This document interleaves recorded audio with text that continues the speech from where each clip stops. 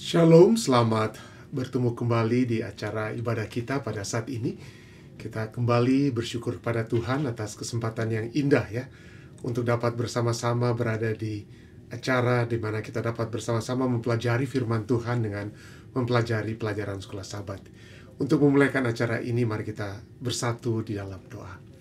Bapa yang mendekati dalam tahta kerajaan surga, terima kasih Tuhan, karena kembali pada saat ini kami anak-anak-Mu dapat duduk di kaki-Mu Tuhan, untuk mendengarkan sabda-Mu, untuk memperoleh kekuatan yang dapat Engkau berikan, untuk memperoleh kemenangan yang Kau sudah siapkan dan Kau sudah menangkan bagi kami. Terima kasih Tuhan, kiranya Roh Kudus-Mu menuntun acara ini sehingga dapat menjadi berkat bagi kami semua. Inilah doa dan permohonan yang hamba bawa Tuhan dalam nama Yesus Kristus, Tuhan dan Juru Selamat penebus kami. Amin. Baik saudara sekalian, kembali pada saat ini kita bersama-sama untuk mempelajari pelajaran sekolah Sabat kita. Dan pada hari ini, pada hari Rabu tanggal 5 November ini, kita mempelajari pelajaran sekolah Sabat dengan satu judul Pintu Harapan. Sambungan dari apa yang telah kita pelajari bersama dari dosa Akan yang menyebabkan bangsa Israel kalah ya, setelah mereka berhasil mengalahkan kota Yeriko, dan sekarang kota yang lebih kecil, kota Ai, tapi mereka tidak dapat mengalahkan oleh sebab adanya dosa Akan. Dan pelajaran kita kemudian kita dapat lihat, ringkasan pelajaran kita menyatakan bahwa setelah kekalahan pahit Israel di Ai karena dosa Akan, Tuhan mengubah kegagalan mereka kemudian menjadi kemenangan ya, menjadi kemenangan. Dalam Yosua pasal 8, Tuhan memberikan strategi baru ya, setelah kita ketahui bersama apa yang telah terjadi kepada Akan ya. Dan dia pada saat itu diketahuilah dialah penyebab kekalahan ya, karena dosanya itulah menyebabkan komunitas Israel itu mengalami kekalahan. Tapi sekarang setelah semua itu berhasil diselesaikan, dengan kata lainnya, Tuhan memberikan strategi baru, bukan hanya untuk menaklukkan Ai, tetapi juga untuk memulihkan apa yang hilang. Apa yang hilang. Kekalahan pertama Israel menjadi keuntungan taktis ya, pada saat itu setelah mereka kalah pertama kali melawan orang Ai, lalu kemudian mereka maju kembali, itu menjadi satu apa? Keuntungan taktis, dengan kata lainnya. Penduduk Ai yang terlalu percaya diri setelah kemenangan awal yang pertama itu terjebak dalam strategi penyergapan Israel. Dua kebenaran besar tampak jelas dalam kisah pelajaran sekolah Sabat kita yang dituliskan penulis sekolah Sabat, dapat kita ringkaskan. Ada dua kebenaran besar. Yang pertama adalah bahwa Tuhan mengubah lembah Akor, lembah kesusahan, lembah kecelakaan, kata lain ya, menjadi pintu pengharapan. Kalau kita baca itu dari Hosea 2 ayatnya yang ke-15 yang berhubungan dengan peristiwa di Akor ini ya. Dan kemudian poin kedua adalah bahwa kemenangan itu berasal dari Tuhan, bukan dari kemampuan manusia. Yosua tidak bermohon kepada Tuhan atau tidak berkonsultasi kepada Tuhan bagaimana caranya mengalahkan kota Ai, tapi pada akhirnya setelah dia mengakui kesalahan, ya setelah dia mengakui dan menyelesaikan kesalahan daripada Akan tersebut, maka kemenangan diperoleh bukan karena kemampuan Yosua dan orang-orang Israel, tapi karena kemenangan yang Tuhan sudah berikan kepada mereka. Kalau kita lihat bagaimana pedang terhunus ya, pada saat mereka maju menyerang ada pedang yang terhunus, yang dihunuskan oleh Yosua, itu mengingatkan pada tongkat Musa yang diangkat dalam peperangan sebelumnya. Kalau Anda baca itu yang terjadi dalam Yosua pasal 8 dan juga apa yang terjadi pada Musa sebelumnya. Ada peperangan sebelumnya, ada tongkat Musa diangkat, kalau diangkat maka menang, kalau tidak diangkat maka kekalahan dari bangsa Israel. Itu yang terjadi dalam kisah peristiwa dengan Musa waktu yang beberapa tahun sebelumnya, dengan kata lain ya. Nah, ini melambangkan apa? Melambangkan kedaulatan Tuhan serta meneguhkan kepemimpinan Yosua dengan sepenuhnya. Pelajaran kita kemudian menyatakan bahwa meskipun tidak ada mujizat yang tampak seperti runtuhnya tembok Yeriko ya, di dalam penyerbuan kota Ai ini, kemenangan itu sama-sama tetap berasal dari Allah. Iman dan ketaatan yang kembali kepada Tuhan memulihkan Israel setelah kegagalan mereka dalam penyerangan yang pertama. Kembali pelajaran kita pada hari ini ya, pintu pengharapan ini, kita dapat melihat ada akibat daripada ketamakan, keinginan yang tidak kudus ya, yang dimiliki oleh Akan. Ada ketamakan daripada Akan. Dan kita lihat bagaimana itu mengakibatkan kematian bukan hanya kepada Akan dan juga keluarganya. Yosua 7 ayat terakhir dari Yosua pasal 7 ayat 26 menyatakan bahwa akhirnya dikatakan apa? Oleh sebab itu, tempat di mana Akan itu mati, dilempar batu dan kemudian dibakar dan kata lain ya. Tempat itu sampai sekarang disebut dengan apa? Disebutkan menjadi nama tempat tersebut Lembah Akor ya. Dan cukup menarik, ini tidak seperti apa ya, tidak secara kebetulan namanya itu disebutkan dengan kata Akor. Kenapa? Ada hubungannya, cukup signifikan ya. Ada penggunaan kata-kata yang signifikan. Misalnya kalau kita lihat Yosua 7 ayat 25-26 dikatakan apa? Berkatalah Yosua kepada Akan ya, seperti engkau mencelakakan, bahasa Ibrani daripada kata mencelakakan, menyusahkan ya, membuat masalah atau mencelakakan itu adalah akar, kata akar ya. Maka engkau telah mencelakakan kami, engkau telah mengakar kami. Ingat lagi, maka Tuhan pun mencelakakan akar engkau pada hari ini. Ayat 26 akhir tadi kita sudah baca apa? Katakan bahwa oleh sebab itu nama tempat ini sampai sekarang disebutkan Lembah Akor. Jadi ada permainan kata akar dan akor dalam bahasa Ibrani itu. Yang ada dituliskan itu hanyalah kata-kata itu, dalam satu kata itu adalah biasanya hanya konsonan atau huruf-huruf apa? Huruf-huruf mati. Huruf hidup itu dapat ditambahkan ya, seperti A, I, U, E, O itu dapat ditambahkan kepada kata huruf mati. Jadi katanya itu akar dan akor itu memiliki komposisi huruf matinya itu apa? Sama ya. Memiliki huruf mati yang sama. Jadi akar dan akor berhubungan. Jadi kata Lembah Akor itu ya, itu adalah nama pertama yang diberikan oleh Yosua kepada satu tempat di tanah perjanjian ya. Nah, nama itu tidak yang sayangnya bukan nama yang baik ya. Nama pertama yang diberikan oleh seorang umat Tuhan di tanah perjanjian itu adalah memiliki satu konotasi yang negatif. Itu lembah apa? Lembah masalah ya. Lembah masalah, lembah kecelakaan atau lembah kehancuran. Jadi inilah kita lihat ya. Dan cukup menarik kata akar dan akor ini, kenapa ada berhubungan juga dengan siapa? Mari kita lihat ya. Untuk melihat, kita dapat melihat cukup menariknya adalah untuk melihat bahwa kata Lembah Akor itu juga berhubungan dengan nama Akan ya. Nama Akor, dan walaupun ada dia punya apa? Konsonan terakhirnya itu berbeda ya. N dan R atau R ya, itu berbeda. Tapi mari kita lihat, cukup menarik ya. Kenapa? Tidak heran kedekatan antara kata Akor dan Akan ini menyebabkan kitab 1 Tawarik 2 ayat 7 ya, bukan 2 Tawarik tapi 1 Tawarik ya. 1 Tawarik 2:7 menyebutkan nama Akan sebagai akor. Jadi akar, maksud saya akar ya, bukan akor tapi akar ya. Kenapa? Karena karena nama Akan ini, nama Akan itu berhubungan dengan apa? Lembah Akor. Jadi kita lihat di sini dalam 1 Tawarik, saya mohon maaf tidak ditulis 2, tapi maksudnya tidak tulis 2 tapi adalah 1. 1 Tawarik 2:7 katakan apa? Keturunan Karmi ialah akar atau akar ya. K dan H-nya itu K-nya seperti dihilangkan ya, tapi akar apa artinya? Keturunan Karmi ialah akar, maksudnya kan akan ya. Tapi karena dia nama Akan itu berhubungan dengan akor, maka di sini dalam 1 Tawarik 2:7 nama Akan itu menjadi akar ya. Karena keturunan Karmi ialah akar yang mencelakakan orang Israel karena ia tidak taat dalam hal barang-barang yang dikhususkan itu. Nah, jadi coba kita lihat, cukup menarik ya. Keturunan Karmi, siapa Karmi? Karmi itu adalah nama ayah daripada Akan, atau dalam 1 Tawarik 2:7 adalah disebut akar ya. Kenapa? Kalau kita membaca ya Yosua 7 ya, itu berbicara ayat 1, saya mohon maaf, bukan lagi ayat 25-26 ya. Tapi Yosua 7 ayat 1 berbicara bahwa Akan bin Karmi bin Zabdi bin Zera dari suku Yehuda. Jadi kata Karmi dari kitab Yosua 7 ayat 1 itu merujuk sebagai atau menyatakan dia adalah ayah daripada Akan ya. Dia adalah Akan yang kita sudah pernah lihat waktu lalu. Nah, namun ya cukup menarik, nanti kita akan lihat itu tentang Karmi ini ya. Walaupun demikian, pelajaran kita katakan bahwa ada pemulihan setelah pertobatan. Kegagalan masa lalu kita tidak harus menjadi abadi. Tuhan tidak ingin kita berada dalam kegagalan. Tuhan tidak ingin kita berada dalam kesalahan terus-menerus ya, kesalahannya.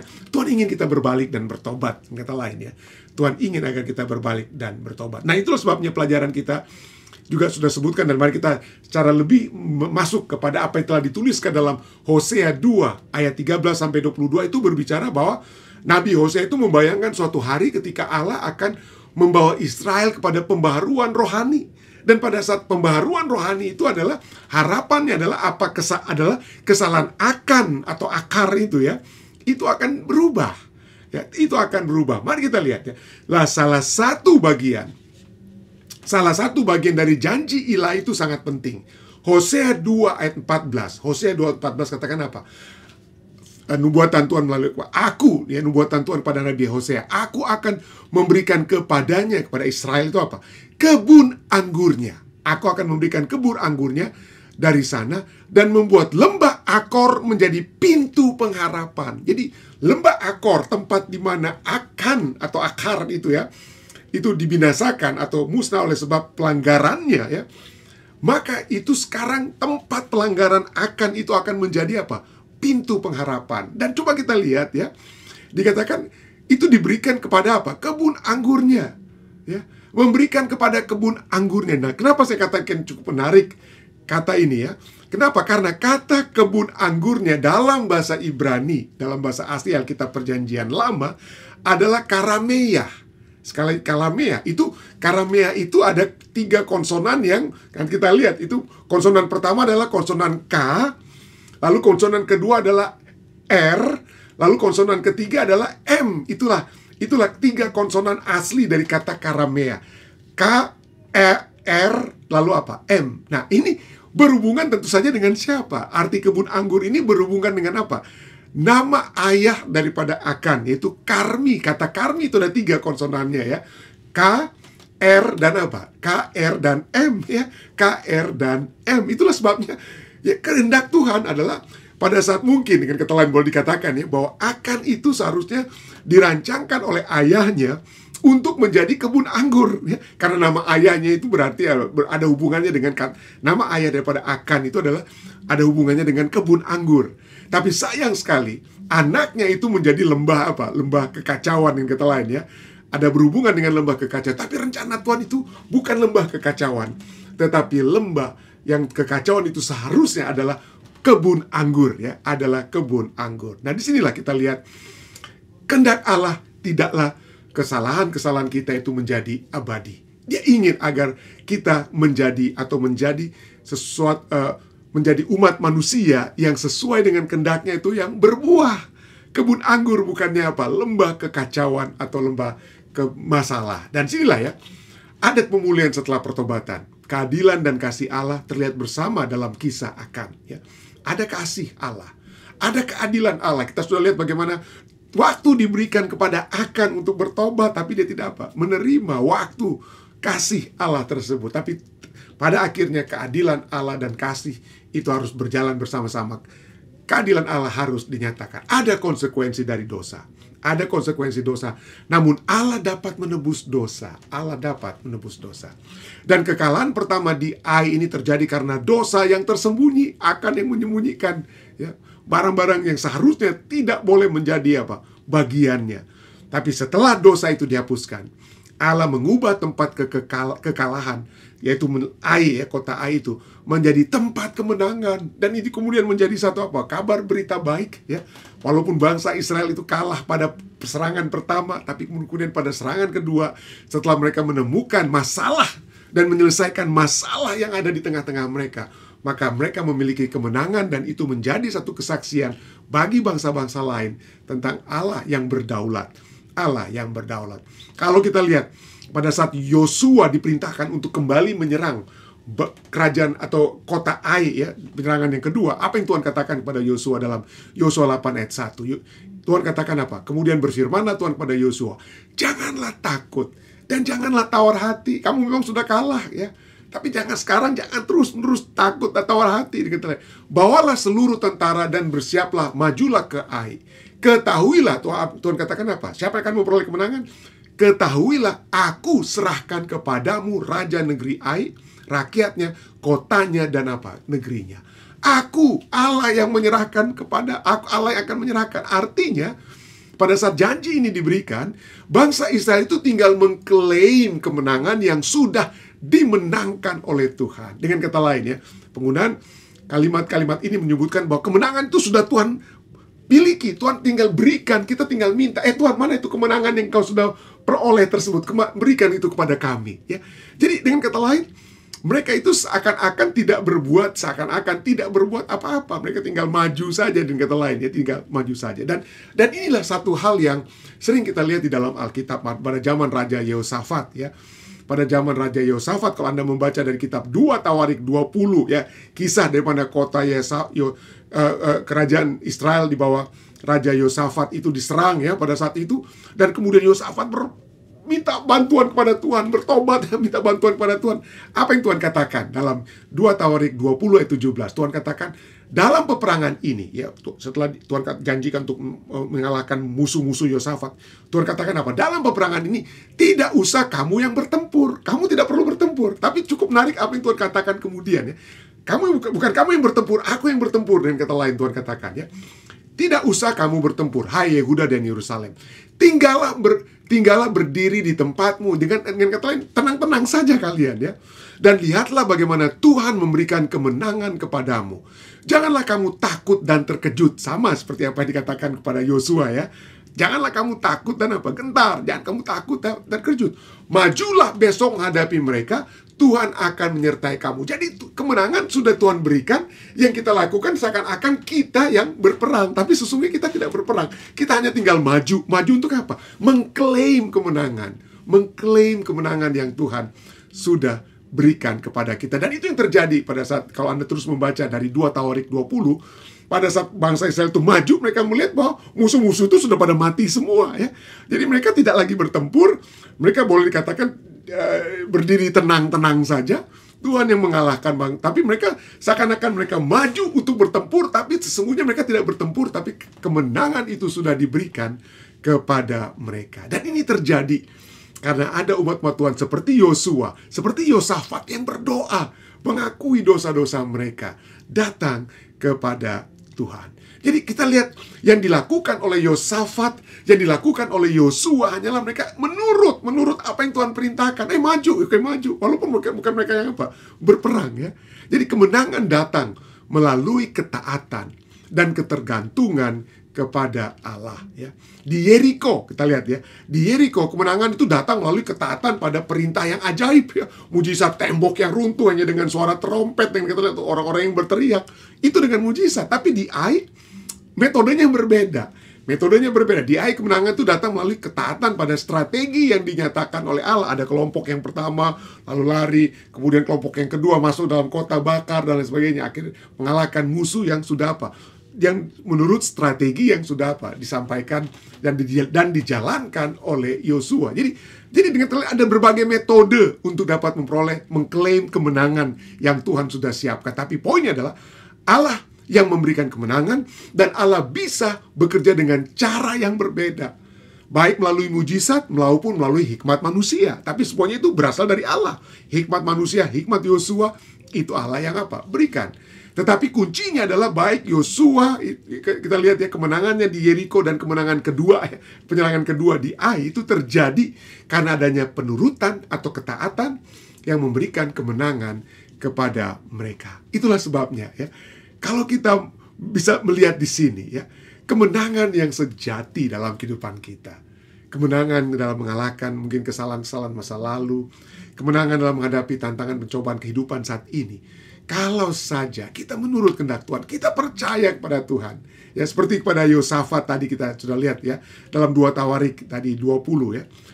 Kita minta saja kepada Tuhan, kita datang kepada Tuhan, berlutut, berserah kepada Tuhan dalam doa dan berpuasa, maka Tuhan akan memberikan kemenangan melalui apa yang Dia dapat lakukan kepada kita. Itulah sebabnya Musa memberikan peringatan kepada bangsa Israel, dan juga mungkin peringatan bagi kita semua, ya, dengan kata lain, ya. Menurut Ulangan 4 ayat 40 di sana katakan, berpeganglah turutlah pada ketetapan dan perintah Allah, ya, yang Musa katakan, yang kusampaikan kepadamu pada hari ini, supaya baik keadaanmu dan keadaan anak-anakmu yang kemudian.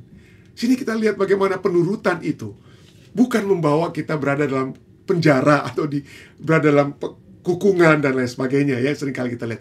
Tapi menurut kehendak Allah itu adalah sesuatu yang baik bagi kita. Dan itu terjadi kepada Yosua pada akhirnya setelah penyerangan kedua. Penurutannya itu memberikan kemenangan kepada bangsa Israel dan juga tentunya dapat memberikan kemenangan kepada saudara dan saya dalam menghadapi tantangan-tantangan yang ada dalam kehidupan ini. Kiranya ini dapat menjadi satu bagian yang indah bagi kita semua ya, pelajaran sekolah sahabat kita pada saat ini. Baik, mungkin kita akan menutup pelajaran ini dengan doa. Mari kita semua bersatu di dalam doa. Bapa yang penuh kasih dalam takhta kerajaan surga, terima kasih Tuhan, karena pada saat ini kembali kami telah bersama-sama mempelajari firman-Mu. Bagaimana Yosua belajar dari kekalahan pertama saat mereka menyerang kota Ai, tapi pada saat yang kedua, dia datang kepadamu Tuhan. Dia mohon ampun dan menyelesaikan masalah dosa yang ada di tengah-tengah umat-umat Tuhan pada saat itu. Dan kami lihat bagaimana kemudian Tuhan memberikan kesempatan untuk beroleh kemenangan. Kemenangan yang Engkau adakan bagi Yosua, bagi bangsa Israel. Tuhan, kiranya ini juga dapat menjadi kemenangan bagi kami semua. Kami menghadapi kota-kota berkubu seperti kota Ai dalam kehidupan kami. Entah itu masalah-masalah yang kehidupan kami, masalah kesehatan dan lain sebagainya yang seringkali hinggap dalam kehidupan kami. Kami berdoa kiranya Tuhan Engkau memberikan selalu kekuatan yang pasti dari surga. Masalah keuangan, masalah rumah tangga dan hal-hal yang seringkali mengganggu kehidupan kami, tapi berikanlah kepada kami kemenangan Tuhan, karena kami rindu melihat kebesaran dan kemuliaan itu nyata dalam kehidupan kami. Hamba-Mu ingin membawakan dalam doa secara khusus bagi umat-umat Tuhan yang ada di jemaat Fisdak. Hamba-Mu ingin berdoa bagi para pimpinan-pimpinan jemaat kami. Kami berdoa, hamba-Mu ingin mendoakan keluarga ketua jemaat kami, ketua Jamintensi Hotang dan Ibu Ellen Foni dan segala sesuatu yang dapat Tuhan lakukan bagi keluarga ini dalam melayani umat-umat Tuhan di jemaat Fisdak. Berdoa juga bagi ketua Angli Lalaki dan Ibu Lucy Lalaki Soputan. Keluarga ini juga Tuhan akan selalu tuntun. Demikian juga kami berdoa bagi ketua Aaron Manopo, Stacy dan anggota keluarga mereka, Sean dan Alana. Berdoa Tuhan, kiranya Tuhan akan selalu memberikan kekuatan kepada mereka. Secara khusus hamba-Mu ingin berdoa bagi saudari Ginny, ketua kami juga, Ginny Nenggolan Sainsola dan pendeta muda Tulus yang saat ini berada di California. Tuhan akan selalu menyertai mereka. Tuhan juga akan memberikan penyertaan pada umat-umat-Mu yang selalu berbakti bersama-sama. Hamba tidak sempat menyebutkan satu persatu Tuhan, tapi biarlah Engkau melihat keberadaan kami semua. Hamba ingin membawakan dalam doa ini Ibu Mutiara Silaban. Kiranya Tuhan Engkau mengetahui pergumulan beliau, tapi biarlah kekuatan surga, kemenangan dari surga akan menjadi bagiannya. Damai dan sukacita surga akan menjadi bagian Ibu Mutiara Silaban. Berkatilah semua yang juga umat-umat Tuhan sedang menundukkan kepala bersama-sama saat ini. Kau mengetahui masing-masing kami, segala kebutuhan-kebutuhan kami, segala pergumulan kami. Bawalah kami Tuhan untuk memperoleh kemenangan dari surga. Terima kasih Tuhan, Engkau sudah mendengar dan menjawab doa kami ini, karena segala doa dan permohonan ini telah hamba bawa Tuhan. Hanyalah di dalam nama Yesus Kristus, Tuhan dan Juru Selamat menebus kami. Amin. Sekali lagi terima kasih saudara sekalian yang sudah bersama-sama. Dan sekali lagi jika ini telah menjadi berkat bagi Anda semua, baiklah kita bagikan kepada sahabat-sahabat kita. Kita bisa share, entah itu dari Facebook ataupun YouTube Live. Dan biarlah itu dapat menjadi berkat juga kepada semua orang yang dapat kita jangkau, agar kekuatan dan kemenangan dari surga juga dapat menjadi bagian mereka. Tuhan menyertai Anda semua.